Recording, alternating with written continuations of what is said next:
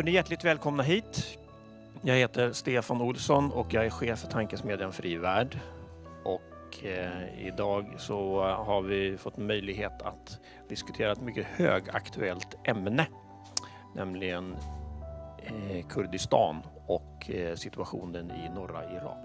یانەیە ڕەوشەمبیری یا سوێدی فری ڤەرد بە کوردی جیهانە ئازاد گولەسەر پرسین سیاسی ئاسایشا ناونەتەوەیی و پرسین ڕایە گشتی دخەبتە پانێلێک لە دەربارەی کوردستانی و ڕۆژهەڵاتە ناویندا ئامادە کرد بە ناوێ کوردستانە سەربەخۆ وەکە ڕێگر لە پێش داعش میوانên پانێلê نونەرê حکوومەتە هەرێما کوردستانی li Bakurê Ewropa Şoreş Qadirrehîm Fredrik Malm berdevkê siyaseta derve ya Partiya Gela Liberal û İdris Ehmedî mamosteyê zanistên siyasî li zanîngeha Stockholmê.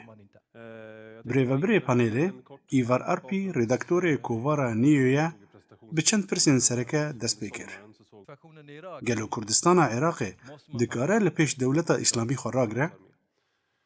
Gelo dikare bibe bend li pêş êrişên wan? û ev rewşa ta çi radeyê rê li ber serxwebûna Kurdistanê digire.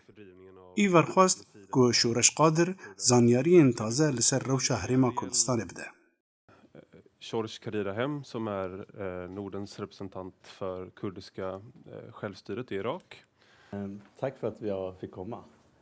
Jag kom tillbaka för 2 veckor sedan och det jag möttes av var en Ez taze ji Kurdistanê vegeriya me nêzikî 2 milyon kes aware ne û 1.5 milyon ji wan kesan li Kurdistanê ne. Ne neteweyên yekgirtî û ne jî hikûmeta Herêma Kurdistanê amade bûn bo vê rewşê. Li baxçe, li dibistanan, li ba xelkê û li her derê aware dijîn. Jin dihêne firotin, piraniya Mesîhiyan hatine Herêma Kurdistanê, Daeş çekên giran ji sê liqên leşkerên Iraqê wergirtin. Ew gundên ku dewleta Îslamî li pê xwe dihêle her tişt mînkirî ne. Kes nikare vegerê wa gundan berî ku pêşmerge wan pak nekin. Medawa alîkariyê li neteweyên yekgirtî û li Bexdayê kiriye. Iraqê pare li ser me birîne, dibîstan nikarin dest pê bikin ji ber ku dibîstan dije aware ne. Îvar berê xwe da Fredrik Malm bi vê pirsê. Tevî ku gelek rexne li ser hikûmeta Almanya hatin, lê dîsa jî çekrêkirin. Swêd hê jî naxwaze tiştekî bişîne. Försöker hitta olika upplägg för att kränga en del software till Kina också, men att kunna ge ett militärt stöd för att förhindra ett folkmord i Irak. Rast e, em çekan difrûşne welatekî dîktator wekî Saûdî Erebî, software didine Çînê ji bo amancên leşkerî, lê ku behsa Herêma Kurdistanê dibe, ji bo ku rê li komkujiyên dijî Kurdan bigirin, hikûmeta me dibêje ev nemumkin e. Bi rastî rewş aloz e. Çepera şerê Kurdan li gel Daişê dora 1000 kilometrî ye. 4 bajarên mezin li Kurdistanê hene. Kurd bi çekê sivikin û beramber çekên giran yên di dest Daeş de rawistiyan e. Amerîka êrîş kir, tenê piştî ku Daeş gihîşte Mexmûrê û Mexmûr jî wek zanin 2 kilometr nêzîkî Hewlêrê ye. Gelek welatên cîhanê alîkariya leşkerî şandin bo pêşmergeyên Kurdistanê. Lê li Swêdê qanûnek heye rê nade hikûmetê ku çekan bide çi aliyên di şer de. Bi boçîna min rewşa Herêma Kurdistanê li dervey vê çarçoveyê ye.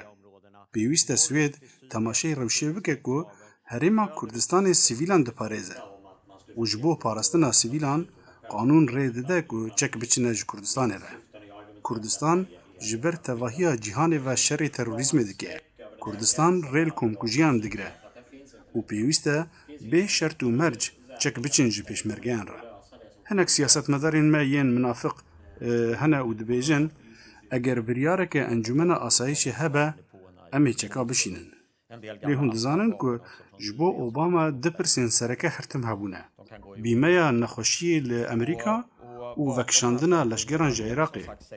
Wate, çi berjewendiyên Amerîka nînin ku biryareke wisa qebûl bike ku bihêle bi hezaran leşgerê Amerîkî dîsa bikevne Iraqê. Amerîka tenê dixwaze jor ve lê bide. Karê sîxurî çalaktir bike, hinek meşq bide pêşmergeyan, lê destêwerdana li erdê qet nake. لوما از گمان دکم کو اف شرات دی 4-5 سالên din jî berdewam bike. Min negotiye bila Swêd çekên giran bişîne.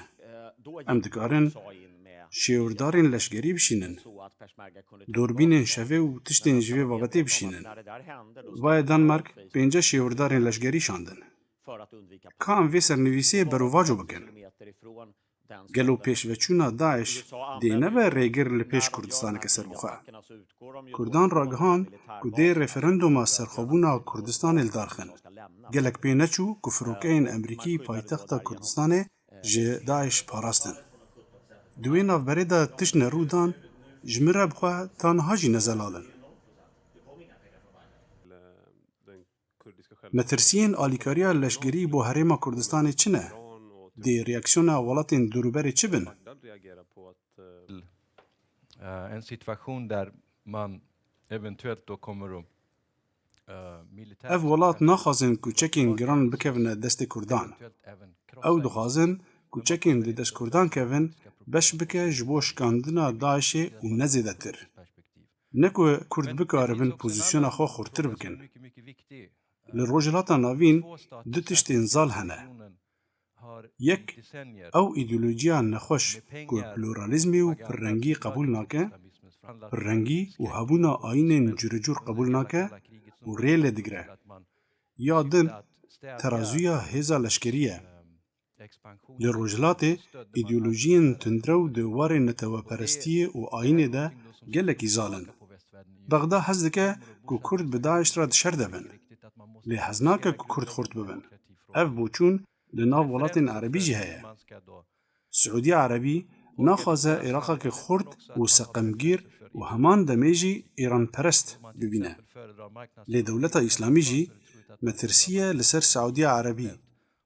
Siûdî dixwaze xweweke navenda cîhanê bo Îslamê nîşan bide û naxwaze di vî warî de hevrik hebin. Niha çi sînor di navbera Iraq û Sûriye de nemaye. Daeş li her du aliyan jî heye. Çareserkirina kêşeyên bi Daeş re dibe heman demê di her du aliyên sînor de be. Berî salekê Obama li vir li Stockholm bû û bas dikir ku çawa Amerîka dê ji jor ve li rejîma Beşar bide piştî ku rejîma Beşar çekî kîmayî bikar anîn. Îro em dibînin ku Obama xwe amade dike ku di hindir Sûriyê de ne li Beşar bide lê li Daeş bide. Di vê navberê de guhertinên mezin rûdan. Serokê Herêma Kurdistanê derdikeve û dibêje em ê referandumê bo serxwebûna Kurdistanê bikin. Piştî çend hefteyan balafirên Emerîkî hewlêrê diparêzin. Li ser pirsa Îran û Tirkî ya Îranê diyar e û Tirkî jî di destpêka serhildana gelê Sûriye de piştgiriya xwe diyar kir. Lê ji bo wê çi piştgiriya navdewletî wernegirt. Loma jî Türkiye niha gelekî bi hesab tevdigere. Gelo hebûna sine li herêma Kurdistanê xelkê nerazî dike ya na? Li aliyekê me dît ku piştgirên rejîma Sedam sin nebûn. Yên ku bi çekên kîmayî lê Kurdan dan dîsa sin nebûn. û beşekî mezin ji sin re piştgiriya Daeş dikin. Li aliyê din gelek eşîrên Ereban hene li dijî Daişin. Berî çend rojan şêxekî Ereban hinek jinên Kurdan ji terorîstan kirîbûn û azad kiribûn. Lê Herêma Kurdistanê diyar kir hembêza xwe ji hemû xêrxwazan re vekiriye. Kêm netew û kêm ayînên Kurdistanê di Perlemanê û di hikûmeta herêmê de ne. Berêzan, ez xwazim bêjim bazarên firotina jin û zarokên Kurdên Yêzîdî û File rastî ye. Em Kurd li ser aliyên baş yên di nav Ereban de ava dikin. Raporteke Amnesty International berdestê min heye.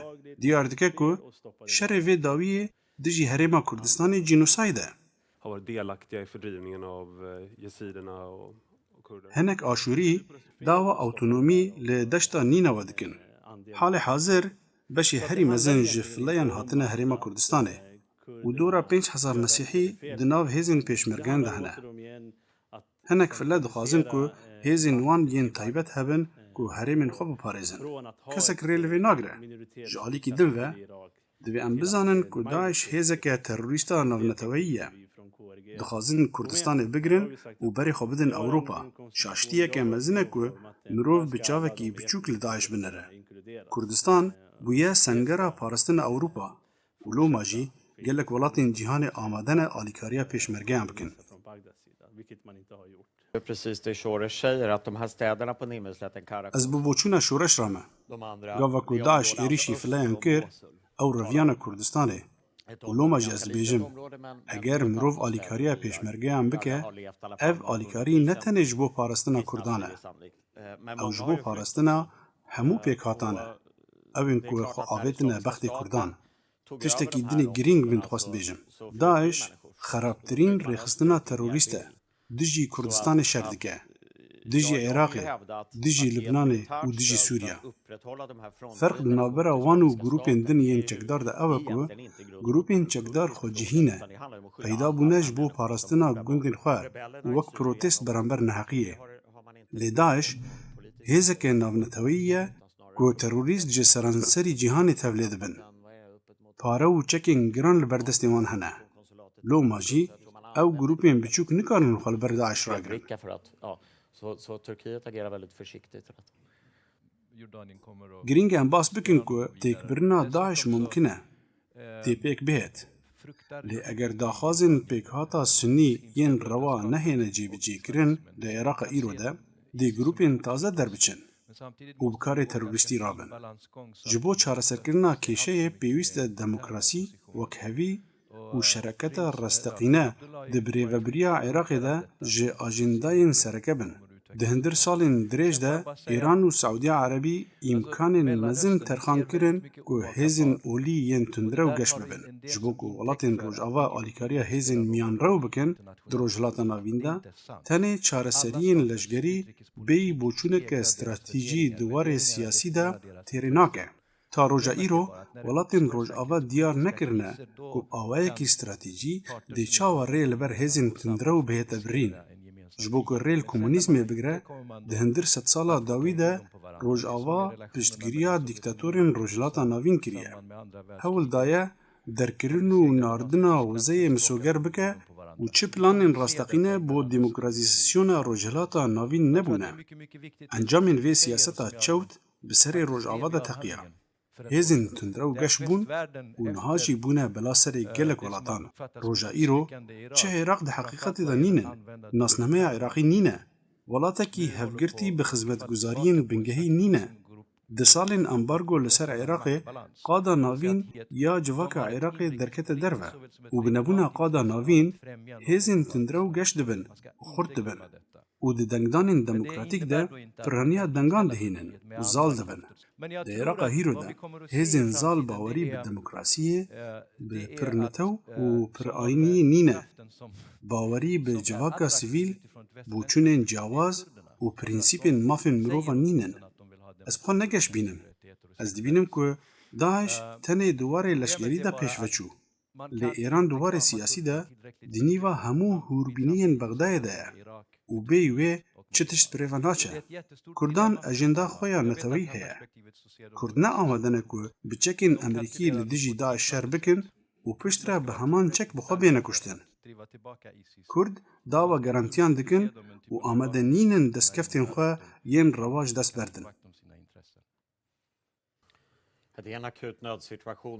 Man måste وقت مبرجی بحث کر افشار دی چند سال دیجی دریج بکه امریکا دی تنه جور ول داعش بده ولاتین دن دی آلیکاریا پیشمرگه هم بکن تاوی ردهی و لدیجی داعش شر بکه دی ناهلن کو پوزیسیونا کردان خورتر ببه دواری آبوری دا من دخواست بیجن دی دما امبارگویا لسر عراق ده بریار بو که 13% جداهات عراق به کردستان بچه و پشتی روخاندن صدام پارا کردان جه بودجه عراقی بو 17%. لگاوه کو بغداد ناخوازه وان پاریان بده پرس اوه کو. چما جه هولیره تی خواستن کو بیجه ام بشکن جه عراقی. گاوه کو کرد دخوازن نفته بفروشن بغداد هول دده استنگیان جوار درخه.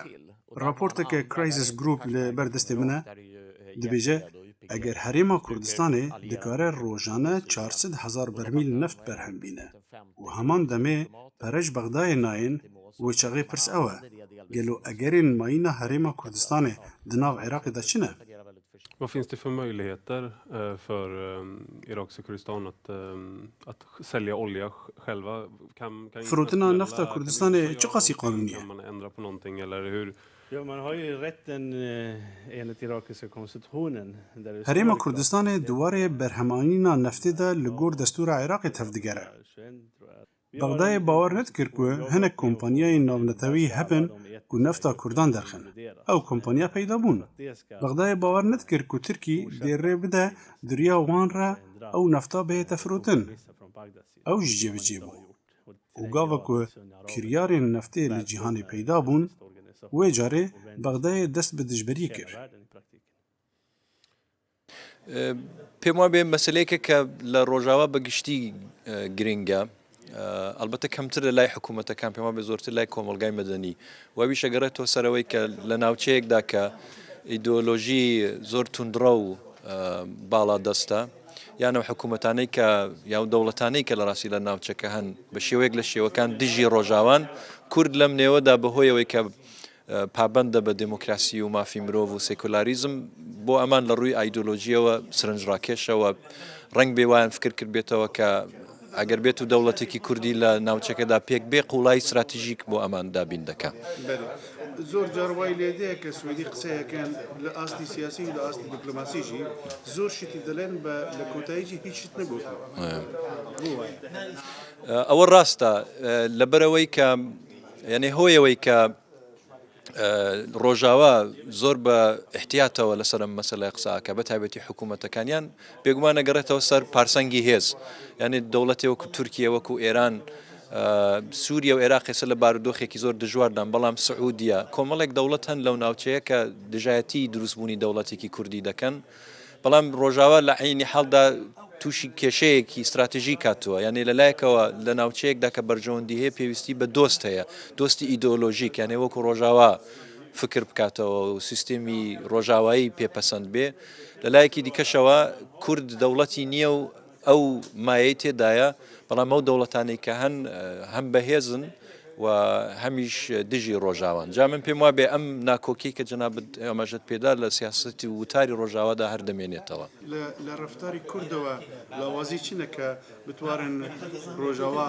قەناعەتی پێبینێ کە یارمەتی کورد بدەی بەربەسەر من پێم وابێ لە قۆناغی ئێستا بە تایبەتی دوایەوەی کە هێزی پێشمەرگە شنگالی بەجێهێشت ئەوەیە کە هێزی پێشمەرگە بتوانێت و متمانەی کە پێشتر هەیبوو بەدەستی بێنێتەوە یعنی بتوانێت لە بەرامبەر دەوڵەتی ئیسلامیدا سەرکەوتنی سەربازی زۆر باش بەدەست بێنێ هەندێک ڕێفۆرم بکەن ئەو گرفتانەی کە وێ دەچێ هەیە لە هێزی پێشمەرگە مەسلەی گەندەڵی مەسلەی نەبوونی توانایی لە ئاستی فەرماندەکان ئەمانە حل بکرێن و لە درێژخایانیشدا بێگومان حکوومەتی هەرێم پێویست بەوە دەکات کە دام و دەستگا دموکراتیکەکانی خۆی زۆرتر پەرە پێ بدا دموکراسی وەکو ئەزمموی قوڵتر بکاتەوە مەسلەی مافی یەکزانی نێوان ژن و پیا و مەسلەی کەمینەکان هەتاکو لەم بوارانەدا زۆرتر ئیش بکە زۆرتر دەتوانێت سرنجی ڕۆژاوا بۆ لای خۆی ڕاکێشێ و من پێم وابێ ئەتوانێت دوجار ببێتە هۆی ئەوەی کە ڕەنگ بە پشتیوانی نێو دەوڵەتیش بۆ دەوڵەتێکی کوردی دروست بێ ئەگەر بێت و سەرکردایەتی هەرێمی کوردستان بە جدی بیهەوێت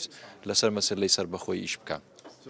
ڕاستی برا ئەمە سمینارێکی تایبەت بوو لە بەیانیەکی واز و کە خەڵک هەڵساون و هاتوون ڕێگەیان کردو و هاتوونە بۆ ئێرە من جارێ زۆر سوپاسی فریڤار دەکەم کە ئەم کۆڕەی پێکێنە سپاس بۆ برایەن فرێدریک و شۆڕش و لەگەڵ کاک ئیدریس ئەحمەدی ڕاستی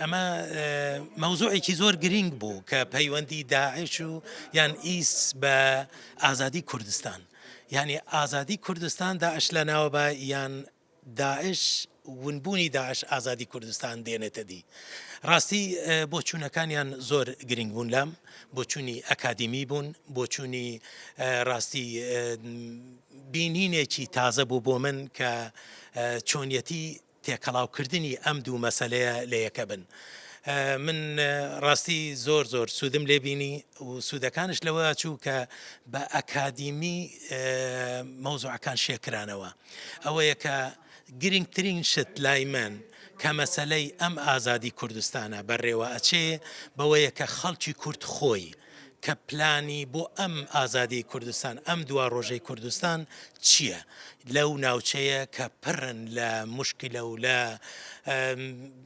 ڕاکێشانی سیاسی و ئەمەی ئێستا کە لە کوردستانە ڕووەدا ئەوەیە کە دەبێ خەڵکی کورد بەخۆیەوە بچێتەوە کە ئەو پلانەی کە بۆ خۆی داناوە وەک دیموکراتی یەکسانی کاری سەرەکی وڵاتی ئێمە بێ بۆ ئەوەی کە یارمەتی دنیا وەرگرین بۆ ئەو ئازادیی کوردستان.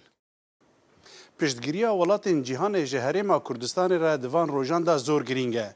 Lê ji wê girîngtir li gor beşdarên semînerê hemahengiya Kurdan, yekdengiya Kurdan û diyarkirina wan ji cîhanê re ku ew demokratin û mafê kêmnetew û kêmayînan diparêzin.